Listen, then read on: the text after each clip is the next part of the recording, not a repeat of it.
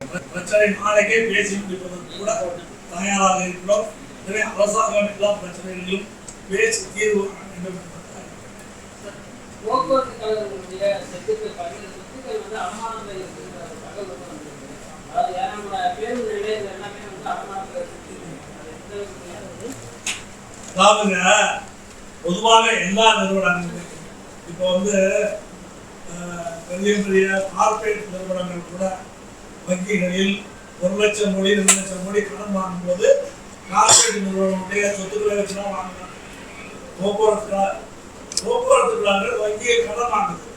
வங்கியில் கடன் வாங்குவது இப்போ கூட வந்து அது நேஷனலைஸ் வங்கியில் இருந்த கடனை பூரா டிடிஎஃப்சி என்று சொல்லக்கூடிய போக்குவரத்து வளர்ச்சி நிதி நிறுவனம். இது போக்குவரத்து கழகங்களுக்கு சொந்தமான வங்கி. இந்த வங்கியில தான் எல்லாத்தையும் அடகு வச்சிருக்காங்க. வேறு நேஷனலைஸ் வங்கியில கூட கிடையாது. இதெல்லாம் வந்து ஒரு லோன் வாங்கும்போது கேரண்டி என்ற அடிப்படையில் கொடுத்துருக்காங்க. இது எல்லா நிறுவனங்களுமே செய்கிறது. இதனால ஒரு பெரிய பிரச்சனை இல்லை. இது வந்து நாங்கள் என்ன சொல்றோம்னா அரசாங்கம் எங்களுக்கு 16 ரூபாய் கொடுத்தா அந்த பிரச்சனைக்கு தீர்வு உடனடியாக 1 கிலோமீட்டருக்கு 16 ரூபாய் பற்றாக்குறை பணத்தை கொடுக்க வேண்டும்.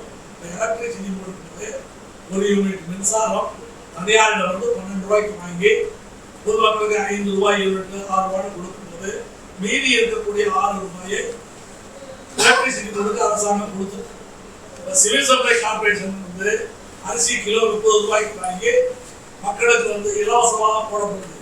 சிவில் சப்ளை கார்பரேஷன் 30 ரூபாய் அரசாங்கம் கொடுக்குது. இப்போ 400 கிலோமீட்டர் ஓட்டுறதுக்கு 60 ரூபாய் எங்களுக்கு செலவாக 30 ரூபா அவ்வளோ ஏன் இந்த 30 ரூபாய் கொடுக்கணும்? அதை கொடுக்காமல் இருந்தால் நிச்சயமாக போக்குவரத்து இதை விட மோசமான நிலைக்கு போகும். அந்த அரசாங்கம் அனுமதிக்கக்கூடாது.